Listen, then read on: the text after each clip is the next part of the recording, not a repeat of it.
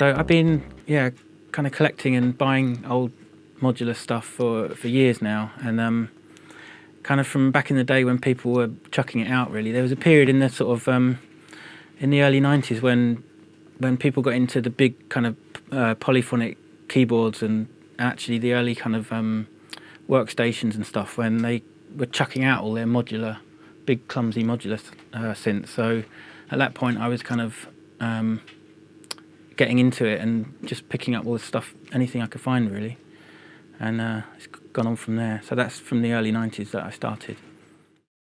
I just think the way that you interact with them, the physicality of them, is one aspect of it that I really like, but also the different flavours they have. They all, each one has its own kind of character, and that's sort of really important as well to me, to kind of explore that side of it. The thing about them is that you interact with them in such a physical way that every sort of action has a sort of sonic result, and it's something that people have kind of got a bit fed up with by doing it all inside the computer, where it's all there's a kind of interface in between you and the sound. That whereas with these things you've got a direct connection with them, so it's almost like a sort of it's sort of we've got to a stage in music technology where we've kind of gone back a step almost and realised that the route we went down with just everything being done inside the computer may have been a bit of a kind of a wrong direction possibly.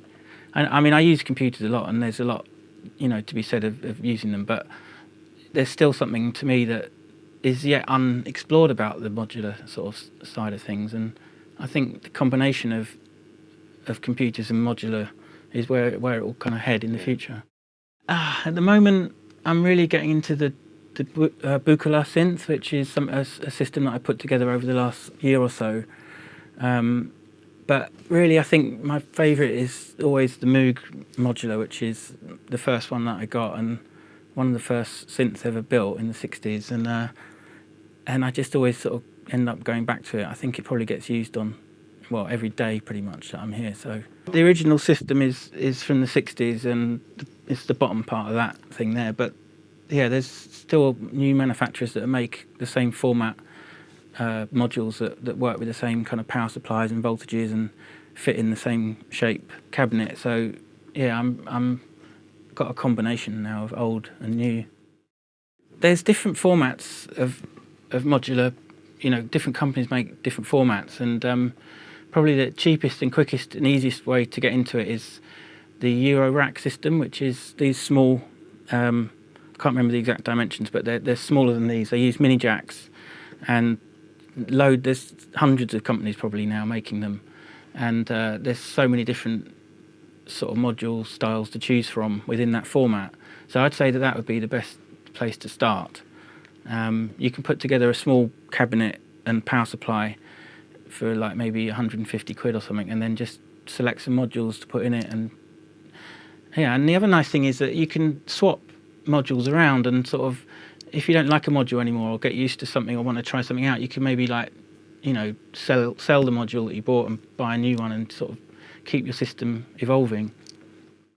Yeah, they're good. I think that because they're analog, they're not kind of virtual versions. They're actually modelled with analog circuitry, and they might not sound exactly right.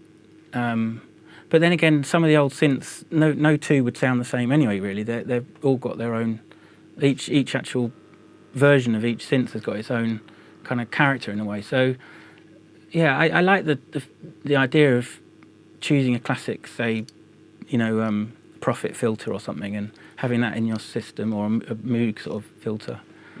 There's so many different styles, and that's what it's all about really, is getting these slight subtle differences that get your kind of your own sound together. An important sound aspect of the sound are the envelopes. So if they're really good quality, they'll be really snappy and really attacky, punchy envelopes, and it's really important to choose decent quality envelopes, decent sounding oscillators that are really rich, good filters that are so there's a lot of choice out there, but it's good to kind of maybe experiment a bit and use someone else's system and find the modules that really suit what you want to be doing.